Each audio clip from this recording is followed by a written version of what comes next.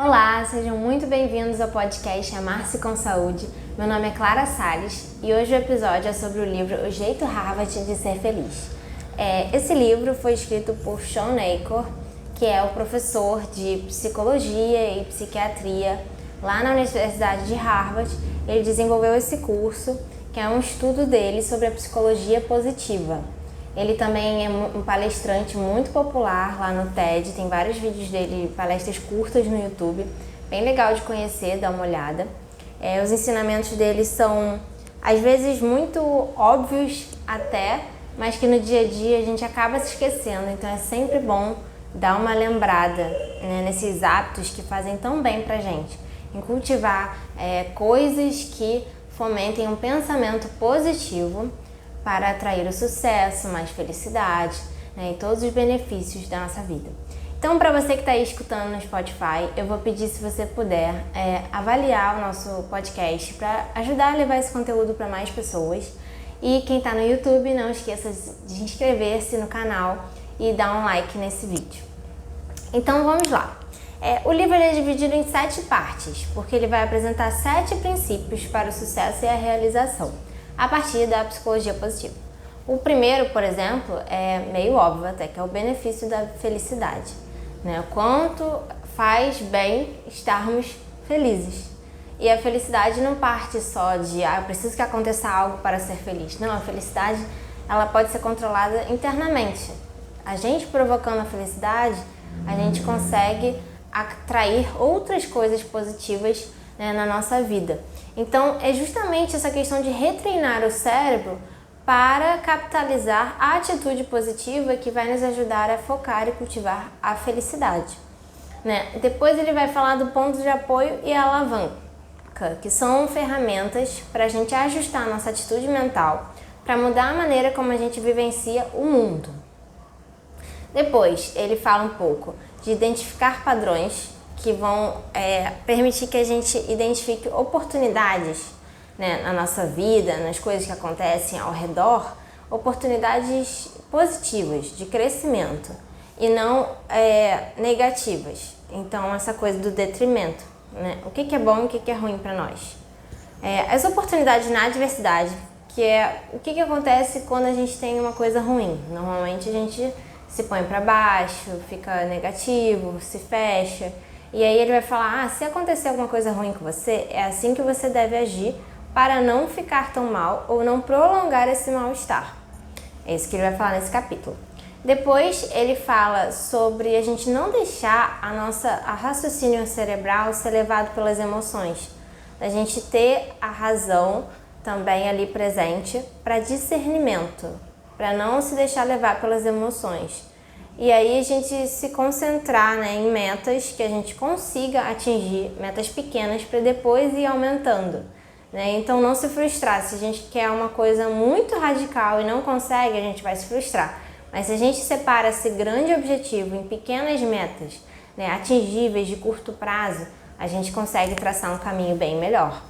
As regras dos 20 segundos, a regra dos 20 segundos, que é redirecionar o padrão da menor resistência e substituir maus hábitos por bons.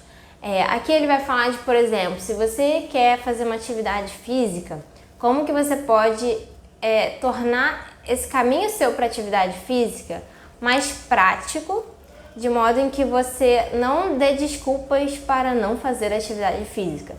Porque a gente tem uma questão de estar fugindo sempre de resistência.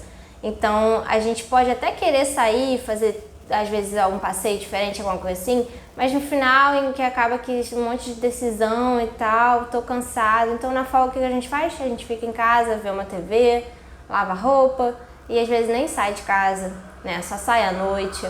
Não consegue aproveitar do jeito que a gente queria se programar para aproveitar aquele dia, que é o nosso dia de folga, o dia de descanso. E isso é porque a gente está sempre assim, pensando no que é mais fácil, mais prático, o que vai trazer menor trabalho para nós.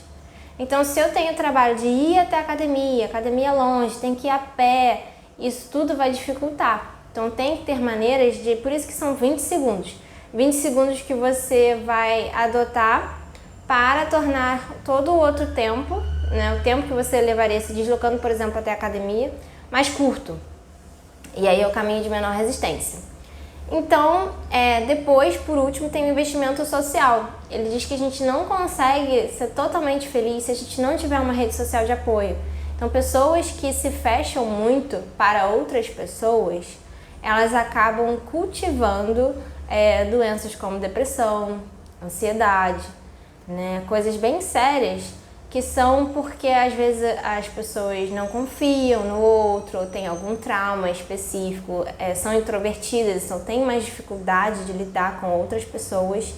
E aí essa questão de que a gente tem que sair dessa bolha e dar a chance para o outro, ter um círculo próximo, que pode ser de familiares ou amigos mais próximos. Não precisa ser muitas pessoas. Se você tiver uma pessoa que você consiga contar, que seja de confiança, já tá bom, mas você tem que ter essa rede social de apoio. Então vamos lá, vamos falar um pouquinho de cada das coisas que eu selecionei aqui desse livro, que eu achei muito interessantes para serem comentadas, né? Na parte de benefício da felicidade, ele recomenda, por exemplo, a meditação, que eu falo muito aqui no canal também como a atenção plena, que é um dos modos da gente treinar o nosso cérebro para focar melhor, né, para raciocinar com empatia. Então, essa prática, ela estimula a nossa empatia, estimula a nossa calma, então o nosso equilíbrio.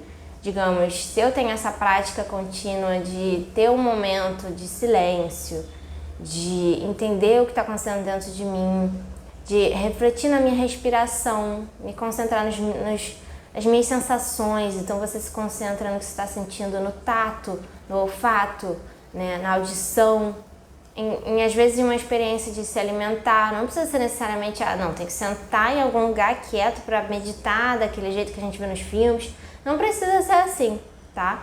Você não precisa só meditar também se concentrando na sua respiração. Eu mesmo tenho dificuldade de fazer isso, eu faço de vez em quando, mas eu prefiro muito mais pegar segundos do meu dia, em vez de 5 minutos assim direto, por exemplo, pegar 10 segundos, 10 vezes por dia e me concentrar bem mesmo nas sensações que eu estou sentindo naquele momento.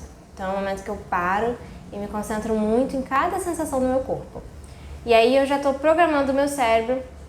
Então quando eu, por exemplo, tiver uma situação em que eu esteja mais nervosa, que eu normalmente poderia estourar, tecnicamente eu vou estar mais equilibrada, calma, vou poder refletir melhor, né?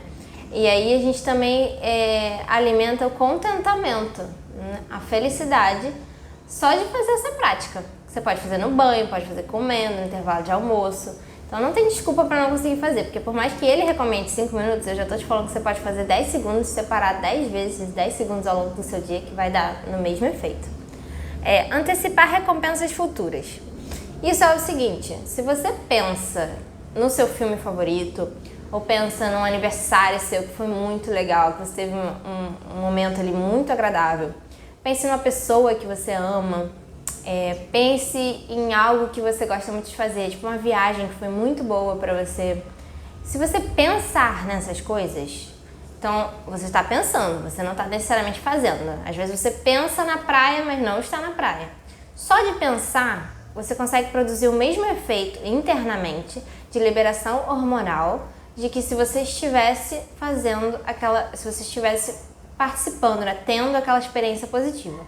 E aí é o mesmo raciocínio que eu também falei no livro Cérebro e Felicidade, né? Muitos desses livros acabam, gente, falando as mesmas coisas em uns tons e dicas um pouco diferentes. Então muitas coisas que eu tô falando hoje, eu já falei pra vocês, mas é importante a gente falar de novo, a gente falar numa linguagem diferente, pra vocês também absorverem, tentarem pôr em prática. Então, só de você cultivar o pensamento da experiência positiva, uma experiência que te faça bem, e você se concentrar nela também por alguns momentos, você já vai estar liberando mais endorfina, mais hormônios, dopamina, hormônios positivos que vão te trazer um bem-estar naquele momento. E isso cotidianamente também pode ser algo que ele aqui fala de você antecipar, no sentido de, poxa, eu vou casar ano que vem, vou ter uma lua de mel, e aí você já tem isso como algo em que você está na expectativa, algo que te traz bem de pensar. Então esse objetivo e coisa que você sabe que vai acontecer, mas no futuro também te faz bem se você pensar nele no presente. Se você pensar, ai, que bom, isso vai acontecer e tal. Ah não, meu aniversário tá chegando, vai ser tão legal. Vai ter um Natal em família. Enfim, coisas que te fazem bem que você pode pensar antecipadamente. Adotar gestos conscientes de bondade, que é adotar gestos altruístas, tanto com pessoas conhecidas quanto com desconhecidos. Particularmente também acho que faz muito bem quando a gente faz um trabalho voluntário, quando a gente ajuda o próximo, né? Quando a gente tem esse hábito de, poxa, eu não vou julgar aquela pessoa que está passando por um momento difícil, eu poderia estar na situação dela. Se eu não puder ajudar nesse momento, pelo menos cumprimenta a pessoa, né? Trata ela bem, trata ela com dignidade, né? Trata ela como se fosse não, ela é um ser humano igual a você, então trata ela com humanidade. E injetar positividade no ambiente, que é o famoso deixar uma plantinha no seu escritório, deixar um quadro, um porta-retrato com uma foto da sua família. As pessoas às vezes falam, não, isso não é profissional. Ah não, você decorou seu escritório. Aqui não pode decorar seu escritório não, o escritório é assim, tem que ser assim. Tem que ser cinza, preto, branco, as cores da empresa, a empresa que define a decoração. Então assim, quanto mais liberdade você tiver de pelo menos colocar um porta-retrato, às vezes no fundo da tela do computador, deixar um ambiente que você mais passa tempo, que não é a sua casa, mais agradável possível para despertar elementos positivos no seu cérebro. Assistir menos TV em geral, achei muito legal ele falar isso, porque eu, por exemplo, já quase não assisto TV e eu vejo muita gente que assiste muita TV e fala, não consigo, só durmo vendo TV e tal. Isso me preocupa muito, porque não é só a questão da TV fazer mal pela luz, que a gente já sabe que faz mal, mas também pela alienação, né, gente? Quantas notícias a gente fica vendo na TV, e eu não tô falando que é ruim ver notícias, mas é muito sensacionalismo. Ele mesmo fala isso, e aí aquilo vai despertar na gente o quê? Medo, pânico. São muitas notícias ruins e aquilo contamina o nosso bem-estar. Por mais que a gente pense, não, isso não está acontecendo comigo, tá, contamina. A gente acaba pensando naquilo, a gente acaba se sentindo mais temeroso em relação ao mundo. Então, tentar evitar isso, ficar vendo muita criminalidade, faz muito bem para o nosso bem-estar. Atividade física, que, gente, já falei pra caramba, né? Quanto que a atividade física é importante. Gastar dinheiro com experiências, né? Não produtos. Então, avaliar no que você tem gasto seu dinheiro. Faz 2 colunas, uma de produtos e uma de experiências. O que é uma experiência? É eu gastar o dinheiro para ir no cinema com amigos, para ir jantar com meu namorado,